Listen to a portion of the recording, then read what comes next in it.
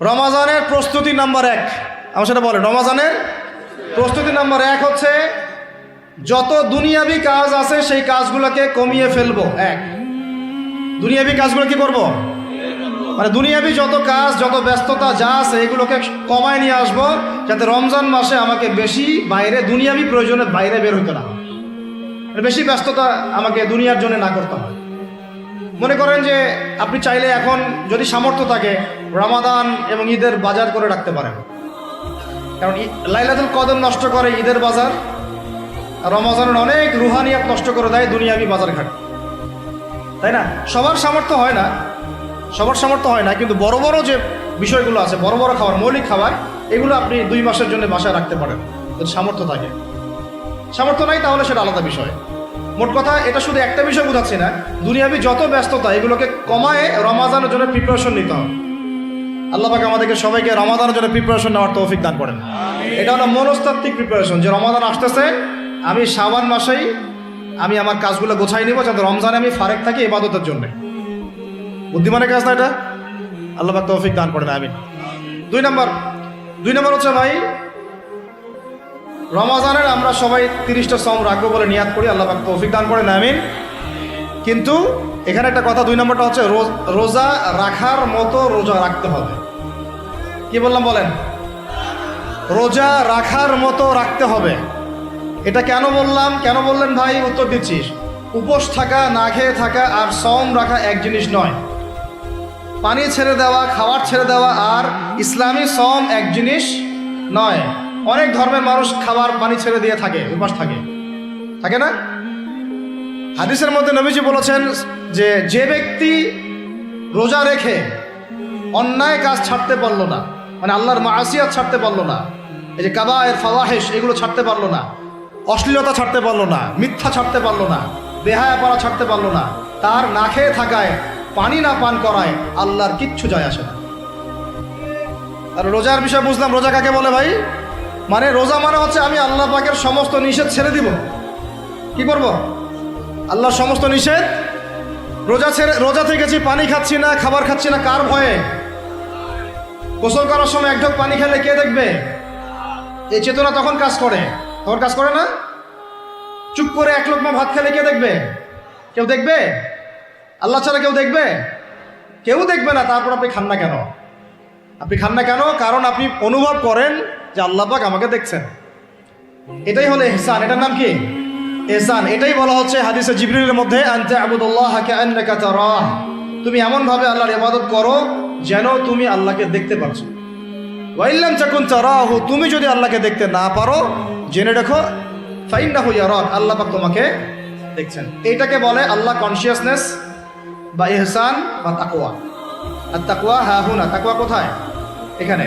আপনি সওমের আয়াতটা পড়েন, কুতিবা আলাইকুমুস সিয়াম কামা কুতিবা আলাল লাযিনা মিন ক্বাবলিকুম লাআল্লাকুম কি তাত্তাকুন, তোমাদের উপর সওমকে ফরজ করা হয়েছে ঠিক যেমন করে আগের উম্মতদের উপরেও করা হয়েছিল।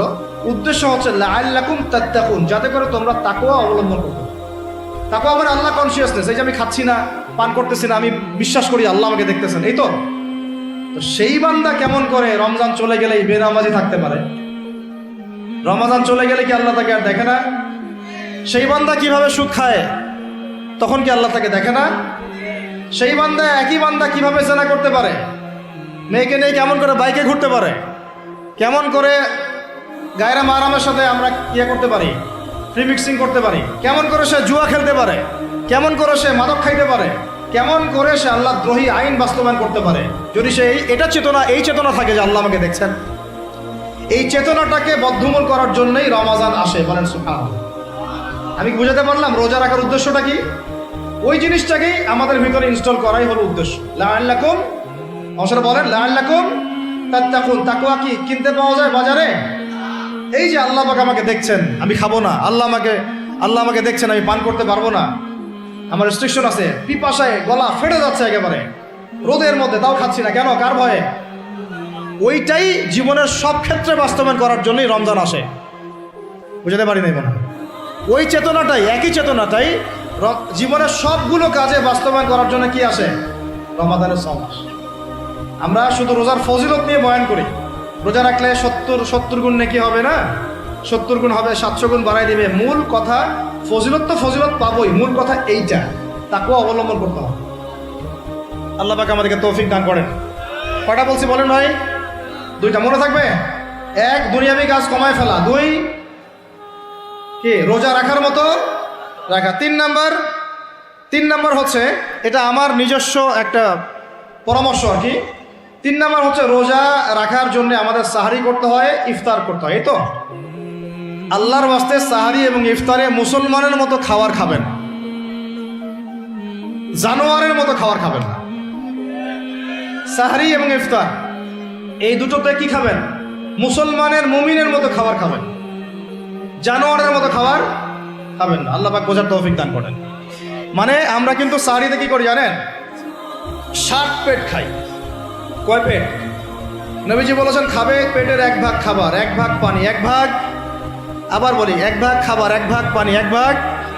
কার পেট খালি আছে এখন খাওয়ার সময় খাওয়ার টেবিলে? আমাদের ওস্তাদরা বলেন যে মুসলিম উম্মাহ, আমাদের ওস্তাদরা বলেন যে মুসলিম উম্মাহ খাবার টেবিলে হেরে গেছে, সে কখনো জিহাদের মাঠে জিততে পারবে না। বুঝতে পারেন নাই? বুঝতে পারলাম না মনে হয়।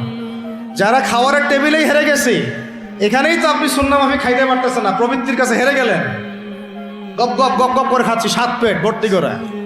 এখানে তো খাবারের সামনেই হেরে গেলাম, প্রবৃত্তির সামনে। সে আবার কাফেরদের সাথে জিতবে কেমনে? জিতবে আগে নিজের প্রবৃত্তির উপর জিহাদে তো জিততে হবে। আমার মন চাচ্ছে জেনা করি, করবো না, এটার নাম জিহাদ, এটাও জিহাদ। মন চাচ্ছে সুদ খাই একটু, খাবো না, এটার নাম কি? জিহাদ। মন চাচ্ছে নামাজ না পড়ি, ঘুমায় থাকি, মন চাচ্ছে না, মন বলতেছে ঘুমাই ঘুমাই ঘুমাই, কিন্তু নামাজ পড়তে হবে। এই উঠলাম, অজু করলাম, গেলাম, এর নাম কি? এটাও এক প্রকার কি, বরং নফসের সাথে জিহাদটা অনেক বড় জিহাদ বলা হয়েছে, বলা হয় নাই? এটা মানুষকে শক্ত করবে। একটা মেয়ে সেটা প্রেম করতে মন চায়, করবো না, ওকে দেখবো না, যাবো না কাছে, এটা শক্ত থাকার নাম কি? এটা মনের নফসের সাথে কি বুঝেন? আল্লাহ পাক আমাদেরকে নফস শক্ত করার তৌফিক দান করেন। তো ভাই খাবার ইফতারেও এভাবে 7 পেট খাবেন না, সারিতেও খাবো না, ওয়াদা করি তো ইনশাল্লাহ। শোনেন, পরিমিত খাবেন, পুষ্টিকর খাবার খাবেন, পরিমিত খাবেন কিন্তু পুষ্টিকর খাবার খাবেন, তাহলে যথেষ্ট হবে চাল। আর এখনকার যে খাবার, এতে বেশিরভাগই ভেজাল। যত বেশি খাবো তত দ্রুত অসুস্থ হব। তো এই যে আমরা দিন দিন যে দুর্বল হয়ে যাচ্ছি, বুঝতে পারতেছেন না আপনারা? এটা দিন দিন যে আমরা আগের জেনারেশনের মতো শক্ত না। আমাদের দাদারা, তার দাদারা যেরকম স্ট্রং ছিলেন, আমাদের ইয়াংরাও কিন্তু অত স্ট্রং না। একটা ইয়াং ছেলেকে আপনি এখন 50 বছরের একজন মুরব্বীর সাথে পাঞ্জা লাগায় দেন, পারবে না, ও চাচাই জিতবে। তো এটার কারণ হচ্ছে ভেজাল খাবার, ভেজাল পরিবেশ, ভেজাল সব কিছু। আমরা যা খাচ্ছি বেশিরভাগই বিষ। আর আল্লাহর কসম, এগুলো মনিটর করার দায়িত্ব সরকারের, এগুলো মনিটর করার দায়িত্ব প্রশাসনের। এদেরকে মোবাইল কোর্টের আওতায় নিয়ে এসে একদম 1 বছরের জন্য ঢুকাইতে ভিতরে। আইনের সঠিক প্রয়োগ হলে এমনি সিধা হয়ে যাবে। বাঙালিদেরকে শুধু মিষ্টি মিষ্টি কথা বলে কাজ হবে না, মাঝে মাঝে কঠিন শাসন লাগে। বড় বড় কান্ট্রিগুলো আপনারা দেখে আসেন, মনে করেন রাস্তায় ড্রাইভিংয়ের সীমা দেওয়া আছে 100 কিলো, ওরা যদি 110 120 চালায় কেউ কিচ্ছু বলবে না, কোনো ট্রাফিক পুলিশও নাই। মোবাইলে একটা মেসেজ চলে আসবে যে তোমার এই 1500 রিয়াল 2000 রিয়াল জরিমানা করা হয়েছে। দিবানা ড্রাইভিং লাইসেন্স বাতিল, ওটা বাতিল তো হবেই, 6 মাসের জন্য জেল খাটতাম। বাপ করে টাকা দিয়ে আসবে, টাকা না দিলেও আর ভয়ে চালাবে না। বাবারে বাবা, একবার 1500 রিয়াল খাইছি, আবার খাওয়া যাবে। আইন শুধু থাকলে হয় না, আইনের একদম কঠোর বাস্তবায়ন থাকতে হবে।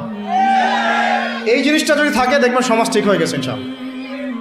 আল্লাহ পাক আমাদের সবাইকে কথাটা মন থেকে বোঝার তৌফিক দান করুন। আমরা কি কারো শত্রু? আমরা সবার শুভাকাঙ্ক্ষী। যদি এই জিনিসটা শক্তভাবে বাস্তবায়ন করা যায়, দেখবেন খাবারের ভেজাল এমনি বন্ধ হয়ে গেছে। মানুষকে মেরে ফেলতেছে খাবার দিয়ে, আর 3 দিনের বাসি তেল দিয়ে রান্না করছে, বললো একদম টাটকা রান্না, খেয়ে ফেলে। এই যে কোলেস্টেরল বেড়ে গেল, ক্যান্সার হচ্ছে। গরু ইঞ্জেকশন দিয়ে ফুলায় খাবায় মোটা তাজা করে ফেলায়, করে নাই? কি অবস্থা মানুষের বুদ্ধি! চালের মধ্যে এটা মিশাচ্ছে, ডালের মধ্যে ওইটা মিশাচ্ছে, পানির মধ্যে কি মিশাই দিচ্ছে, ড্রেনের পানি বলতেছে মিনারেল ওয়াটার। হ্যাঁ, ডাব খাবেন, ডাবের পানি আগে ইঞ্জেকশন দিয়ে বের করে ফেলাইছে, আগে খাই ফেলছে, অল্প একটু বাকি আছে, ওটার দাম হাঁকাচ্ছে 150 টাকা। নিচ থেকে উপর পর্যন্ত আমাদের সমাজে খালি প্রতারণা আর প্রতারণা চলতেছে। এই কারণে আমাদের উপর থেকে আল্লাহর রহমত দিন দিন উঠে যাচ্ছে। আমাদেরকে সতর্ক হওয়া উচিত, আমাদেরকে সৎ হওয়া উচিত। সৎ হইতে পয়সা লাগে না, সৎ হইতে পয়সা লাগে। সবাই যার যার জায়গা থেকে ভালো হয়ে যায়, কিচ্ছু করা লাগবে না ইনশাল্লাহ। আপনি মাদক খায়েন না, কেউ জোর করে মাদক খাওয়াবে? আপনি নিজে সুদ খায়েন না, কেউ জোর করে সুদ খাওয়াবে? এখানে কেউ মাদকের দোকান দিল, আমরা খাই না, ও দোকান নিয়ে চলতে পারবে না? টামটোপলা বাঁধে চলে যাবে, কি করবে? চাইতে বাধ্য সে। আমরা খাইলে সে ব্যবসা করবে। আল্লাহর ওয়াস্তে আমরা কোনো রকম প্রতারণার কাছেও যাব না, হারামের কাছেও যাব না, এবং অন্যকে আমরা প্রতারিত করবো না ইনশাআল্লাহ। বাজার মার্কেটে একটা অনেক জটিল বিষয়। রমজান মাস আসলেই দেখবেন দাম বাড়া শুরু হয়েছে। এখনই অসাধু ব্যবসায়ী যারা, ওরা রিস্টোর করে ফেলাইছে, ওরা আবার সিন্ডিকেট করে ফেলবে যে এই দামের বাইরে যাবে না। তখন আবার দেখবেন যে সরকার বিপাকে পড়ে গেছে, দাম আর কন্ট্রোল করতে পারতেছে না, তখন ভর্তুকি দেওয়া লাগতেছে, আবার ওদেরকে আইনে আনা লাগতেছে। মানে আমরা নিজেরাই ঠিক নাই। কারা ঠিক নাই? আমরা নিজেরাই ঠিক নাই। এই কারণেই তো আমরা মানে আমাদের সমাজের উপর থেকে আল্লাহ পাকের রহমত বরকতটা উঠে যাচ্ছে দিন দিন। আপনি দেখে নিয়েন যে পণ্যের দাম এখন 200 টাকা, রমজান মাস আসলে দেখবেন 250 টাকা 300 টাকা বাড়াই দিচ্ছে। এটা ব্যবসায়ীরা করবে, অনেকেই, অনেক অসাধু ব্যবসায়ী করবে, এটা অনেকেই করবে, এখনো চলতেছে। আমাদের বাংলাদেশে এমন কিছু নাই যেটা উৎপন্ন হয় না। আমরা যদি আমাদের এখানে সঠিক জাকাত ভিত্তিক অর্থনীতি থাকতো এবং সততা থাকতো, ইনসাফ থাকতো, আমানত থাকতো, আমাদের জিনিস আমরা খেয়ে শেষ করতে পারতাম না, এরপর বাকিটা রপ্তানি করতে পারতাম। অনেক কথা ভাই, এগুলো অর্থনীতির বিষয়, আরেকদিন কথা হবে চল। রমজানে আসছি যেহেতু এতটুকু নসিহত করি। 3 নাম্বার, যে ভাই আমরা এমনভাবে খাবো না যে খাওয়ার মনে হয় জানোয়ারের খাওয়া। ঠিক আছে ভাই, পুষ্টিকর খাবার খাবো, কিন্তু পরিমাণে কম। কম বলতে কি একবারে কম না, আপনার প্রয়োজন অনুযায়ী 3 ভাগ করে, 1 ভাগ খাবার, 1 ভাগ পানি, 1 ভাগ ফাঁকা, সুন্নাহ অনুযায়ী। আল্লাহ পাক তৌফিক দান করেন, আমিন। 4 নাম্বার হচ্ছে রমাদান মাস মানেই কোরআন। রমাদান মাস মানে কি? এই রমজানে আমরা সবাই বেশি থেকে বেশি কোরআন তেলাওয়াত করবো ইনশাআল্লাহ। কারা কারা পারি হাত তুলি? আলহামদুলিল্লাহ, হাত নামান। সবাই পারেন কোরআন তেলাওয়াত? মাশাআল্লাহ মাশাআল্লাহ। এটাই তো চাই, বাংলাদেশের ঘরে ঘরে প্রত্যেক ব্যক্তি যেন কোরআন তেলাওয়াত করা জানে। এটাই তো আমরা চাই। এমন যদি হয় যে 100% মানুষ কোরআন তেলাওয়াত করতে পারে, 16 কোটি মুসলিম, দিন কায়েম হয়ে যাবে ইনশাআল্লাহ। ইনশাআল্লাহ ইনশাআল্লাহ। ভিতরে কাজগুলো করেন, আল্লাহ পাক তৌফিক দান করেন। তো ভাই কোরআন আমরা রমজানে বেশি থেকে বেশি পড়বো ইনশাআল্লাহ ভাই, ঠিক আছে? যারা পারি না, একটা লিমিট ফিক্স করি, কমপক্ষে দিনে 1 পারা, দিনে কমপক্ষে 1 পারা, তাহলে 30 দিনে 1 খতম হবে। ওকে, আরও বেশি পারি 2 পারা, তাহলে 2 খতম হবে। আরও বেশি পারি 3 পারা। এমন আমাদের ইমামদের যুগে, আমাদের 4 ইমামদের যুগে, সলফে সালেহিনদের যুগে প্রতিদিনই 1টা করে খতম দিতেন তারা। সুবহানাল্লাহ। তাদের সময় আল্লাহ বরকত দিয়েছিলেন। সুবহানাল্লাহ। সারা রাত জেগে তেলাওয়াত করতেছেন, নামাজ পড়তেছেন, দিনের বেলা তেলাওয়াত করতেছেন। রমজান মাস হচ্ছে কোরআন নাজিলের মাস। এই মাসে যে হতভাগা কোরআন পড়তে পারলো না, তার জন্য আফসোস করা ছাড়া কিছু করার নাই। রমজান মাসে কোরআন আগে পড়বো, কোরআন শিখবো, না পারলে কি করব? না পারলে 1 মাসে শিখবো, অন্যকে শেখাবো, কোরআনের দার্স দিব, কোরআনের মাহফিল হবে, কোরআনের তাবলিগ হবে, কোরআন নিয়ে আলোচনা হবে ইনশাআল্লাহ। আমরা জানবো কোরআনের মধ্যে কি আছে। এটা জানার সবচেয়ে উত্তম মাস হচ্ছে কি? রমাদান। আল্লাহ পাক তৌফিক দান করেন, আমিন। যারা আমরা আরবি জানি টুকটাক ভাঙাচোরা, তারা আমরা এটার অর্থ পড়বো ইনশাআল্লাহ। যারা আমরা আলেম ওলামা আছে অনেকেই, যারা ইফতা দিয়েছি, দাওরা দিয়েছি, বা আমরা তালেব ইলম ওলামা ইকরাম যারা আছে, আমরা এই কোরআনের তাফসিরগুলো পড়বো ইনশাআল্লাহ। মানে কোরআনময় রমাদান। কোরআনময় কি? আমার খুব ইচ্ছা হয়, চেষ্টা করে আমাকে ক্ষমতা দিতেন, তৌফিক দিতেন। আমার ইচ্ছা হয় যে রমজান মাসে বাংলাদেশের যত মসজিদ আছে সমস্ত মসজিদে কোরআন শিক্ষা ফ্রি হয়ে যাবে। ভালো উদ্যোগ না? বাংলাদেশে কত মসজিদ আছে? 1000 না লাখ? লাখ না কোটি? হয়তো কোটি কোটি মসজিদ থাকতে পারে। প্রত্যেকটা মসজিদে যদি বিনামূল্যে কোরআন শিক্ষা কার্যক্রম করা যেত রমজান মাসে, 1 মাসে আপনি দেখতেন প্রায় মিনিমাম 5 কোটি মানুষকে কোরআন শেখানো যেত। তাও হাতে কলমে। তাও কি? হাতে কলমে। বই দেওয়া হতো ফ্রি, আর ওই যারা টিচার ক্লাস নেবে ওদেরকে বেতন দিব, ভাতা দিব সরকার থেকে। দেওয়া যায় না? দেওয়া যায় না? আচ্ছা, যদি গভর্নমেন্ট নাও দেয়, আপনারা জাকাত থেকে দিতে পারেন, সদকা থেকে দিতে পারেন, পারেন না? নিজেদের পকেট থেকে দিতে পারেন, নিজের ব্যবসা থেকে দিতে পারেন। এলাকা ভিত্তিক দিতে পারেন, কত উৎস আছে না? যদি এভাবে প্রত্যেকটা মসজিদ থেকে কোরআন শিক্ষা কার্যক্রম চালু করা হয় রমজান মাসে, আমরা দোয়া করি আল্লাহ পাক যেন এই কথাটা পৌঁছে দেন উপরের লেভেলে, এবং তারা উদ্যোগ নেয়। জানি না উদ্যোগ নেবে কিনা, আমাদের দায়িত্ব পৌঁছে দিলাম। তো অ্যাটলিস্ট যদি সবগুলো মসজিদে নাও হয়, প্রত্যেকটা এলাকায় যদি একটা করে মসজিদও হয়, তবুও দেখবেন কয়েক কোটি মানুষকে কোরআন শেখানো যাবে ইনশাআল্লাহ। কোরআন ছাড়া এই জাতিকে আপনি ফিরাতে পারবেন না। কোরআন ছাড়া এই যুবকদেরকে মাদক থেকে ফেরানো যাবে না। কোরআন ছাড়া এই যুবকদেরকে জেনা থেকে ফেরানো যাবে না। এই টিকটক প্রজন্ম হয়ে এরা নষ্ট হয়ে গেছে, শেষ হয়ে গেছে। বাংলাদেশে আশঙ্কাজনক হারে এখন জেনা, ব্যভিচার, পরকীয়া এগুলো বেড়ে গেছে। মাদক দ্রব্যের কি ছয়লা, এই যে গুন্ডামি, মাস্তানি, ছিনতাই কারা করতেছে? যারা ইয়াং ছেলে পেলে এরা করতেছে। এদেরকে ফিরাইতে হইলে কোরআন ছাড়া কোনো গতি নাই। আইয়ামে জাহেলিয়াতের সেই মানুষগুলো কোরআনের আলোয় শ্রেষ্ঠ মানুষে পরিণত হয়েছে। কথা বুঝতে পারেন নাই? আইয়ামে জাহেলিয়াতের সেই মানুষগুলা যারা একসময় নিজের মেয়েকে দাফন করেছিল জীবন্ত। ইন্না লিল্লাহি ওয়া ইন্না ইলাইহি রাজিউন। চিন্তা করা যায়? আপনি আপনার মেয়েকে দাফন করতে পারবেন জীবন্ত? পারবেন? বলেন। এরকম মানুষ যারা এই কাজ করেছিল, তারা কোরআনের সংস্পর্শে এসে সোনার মানুষে পরিণত হয়েছে। এই কিতাব আল্লাহ পাক নাজিল করেছেন ওই ঘরের উপরে উঠিয়ে রাখার জন্য না, মাঝে মাঝে বের করবো, ধুলা মুছবো, চুমু খাবো, রেখে দিব, এই জন্য না। বাবা মারা গেছে, খুললাম, পড়লাম, সব বক্সাই দিলাম, এই জন্য না। শুধু এই কিতাব আল্লাহ পাক নাজিল করেছেন যারা আমরা হৃদয়ে ধারণ করি।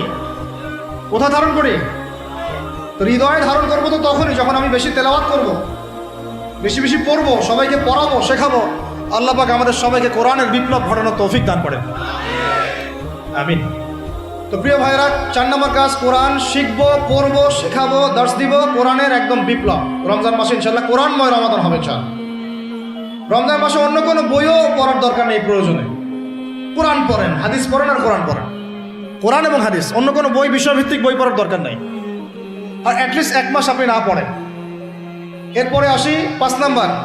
একটু বড় হয়ে যাচ্ছে যদিও, আমি সংক্ষিপ্ত করে গোছাচ্ছি, শোনেন। 5 নাম্বার হচ্ছে রমাদান মাসে, একটু ধৈর্য ধরেন। রমাদান মাসে আমরা ফরজ ইবাদতগুলোকে সর্বোচ্চ গুরুত্ব দিব ইনশাআল্লাহ। যেমন সবার আগে কি? সালাত। এই একটাই বল, সালাত। সালাত নাই, ইসলাম নাই। সালাত নাই, সে ব্যক্তি মুসলিম না। সোজা কথা শোনেন, সালাত অস্বীকার করে সে ব্যক্তি মুসলিম না। নবীজি বলছেন, মান তারাকা সালাতান মুতাআম্মিদান ফাকাদ কাফারা। কেউ যদি ইচ্ছা করে সালাতকে অস্বীকার করে, ছেড়ে দেয়, সে ব্যক্তি কি হয়? কাফারা, কুফরি করে। সালাত না পড়ার কারণে ইমামগণ বলেছেন তাকে মুসলমানদের কবরস্থানে দাফনও করবা না। কোন কোন ইমাম বলেছেন তাকে জানাজাও দিবা না। কোন কোন ইমাম বলেছেন তাকে জেলখানায় বন্দি করে রাখবা। কোন কোন ইমাম বলেছেন তাকে মৃত্যুদণ্ড শাস্তি দিবা। আমি এমনি এমনি বলতেছি না, ইমামদের কওলগুলো পড়ে দেখেন। নামাজ না পড়াটা যেমন তেমন পাপ না তো, ইচ্ছা হইলে পড়লাম, ইচ্ছা হইলে পড়লাম না, এমন না। যারা নামাজি তারাও যদি নামাজে সচেতন না হয়, তাদের জন্যও শাস্তি আছে। নাউযুবিল্লাহ। ফাওয়াইলুল লিল মুসাল্লিন আল্লাযীনা হুম আন সালাতিহিম সাহুন আল্লাযীনা হুম ইউরাউনা ওয়া ইয়ামনাউনাল মাউন। এখানে বলা হচ্ছে মুসল্লিদের জন্য দুর্ভোগ, যে মুসল্লিরা নামাজ সম্পর্কে গাফেল, উদাসীন। আবার যারা মানুষকে দেখানোর জন্য নামাজ পড়ে এবং এই যে ছোটখাটো সাহায্য করতে অস্বীকৃতি জানায়, সূরা মাউন পড়েন। তাহলে মুসল্লিদের জন্য গাফেলতির যদি শাস্তি হয়, তাহলে যারা পড়ে না ওদের কি হবে বলেন? ওই যে ওই সূরাটা কি জানি নাম, মুজাম্মিল না মুদ্দাসির, হাফেজে কোরআন কি আছে, মা সালাকাকুম ফি সাকার। জাহান্নামে যখন ঢুকানো হবে, এই ফেরেশতারা জিজ্ঞাসা করবে, কিসে তোমাদেরকে জাহান্নামে নিয়ে আসলো? কি পাপ করছিলা? তারা বলবে, তখন তারা বলবে ক্বালু, তারা বলবে, ওই জাহান্নামীরা বলবে, লাম নাকু মিনাল মুসাল্লিন। কি বলবে তারা? লাম নাকু মিনাল মুসাল্লিন, আমরা মুসল্লি ছিলাম না, আমরা নামাজ পড়তাম না। তাহলে বেনামাজির পরিণতি কি বলেন? জাহান্নাম। ওয়ালাম নাকু নুতঈমুল মিসকিন, আর আমরা মিসকিনদেরকে খাবার দিতাম না। সুবহানাল্লাহ। আল্লাহ পাক আমাদেরকে সালাত আদায় করার তৌফিক দান করেন। রমাদান মাসে শক্ত করে নামাজ ধরবেন ইনশাআল্লাহ, আল্লাহ পাক তৌফিক দান করেন। 5 ওয়াক্ত নামাজ চেষ্টা করবো জামাতে পড়ার জন্য। যদি জামাত ছুটেও যায়, তাও পরে জামাত করে নেবেন। সেটাও না পড়েন, অ্যাটলিস্ট বাসায় পড়বেন। রাজি আছেন? এখন কথা হচ্ছে যে নামাজের সাথে আরো অনেক ফরজ আছে না? যেমন পর্দা কি ফরজ না? ফরজ না? যাকাত ফরজ না? ফরজ না? তারপরে আল্লাহ পাকের আনুগত্য করা এটা ফরজ না? ফরজ না? রসুলের আনুগত্য, তাওহীদ ফরজ না? সুন্নত। তো এই জিনিসগুলো ফরজগুলোকে শক্ত করে ধরবো ইনশাআল্লাহ। রাজি আছেন? আর 4 নাম্বার হচ্ছে রমজান, এটা কি 5 নাম্বার না? 5 নাম্বার রমজান মাসে ফরজ ইবাদতগুলোতে সর্বোচ্চ গুরুত্ব দিব ইনশাআল্লাহ।